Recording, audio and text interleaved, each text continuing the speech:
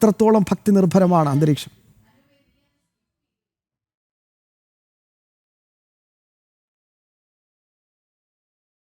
ഗോകുൽ, കേൾക്കാമോ?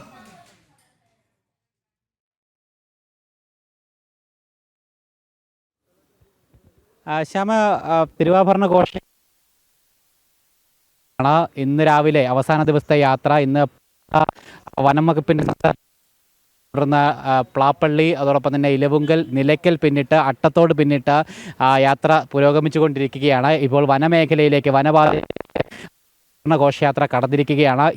നേരത്തോടുകൂടി നീലിമലയിലേക്കായിരിക്കും ഈ തിരുവാഭരണ ഘോഷയാത്ര എത്തിച്ചേരുന്നുണ്ടാവുക. അതായത് അട്ടത്തോട് നിന്നും പിന്നീട് വനമേഖലയിലൂടെ വനപാതയിലൂടെ കയറി നീലിമല മധ്യഭാഗത്തേക്കായിരിക്കും ഈ തിരുവാഭരണ ഘോഷയാത്ര എത്തിച്ചേരുക എന്നുള്ളതാണ് മനസ്സിലാക്കുന്നത്. ഒപ്പം വൈകുന്നേരത്തോടുകൂടി, അതായത് 5 മണിയോടുകൂടി ശരംകുത്തിയിൽ എത്തിച്ചേരുമായിട്ട്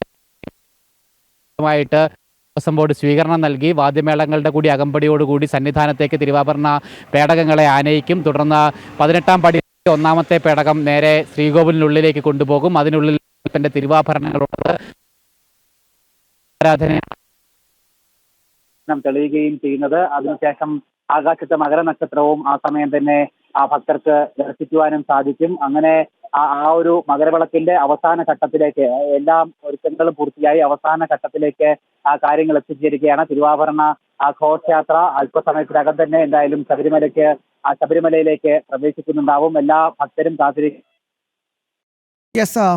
തീർച്ചയായും കൃത്യമായ വിവരങ്ങൾ നൽകുകയായിരുന്നു ഗോകുൽ രമേശ്.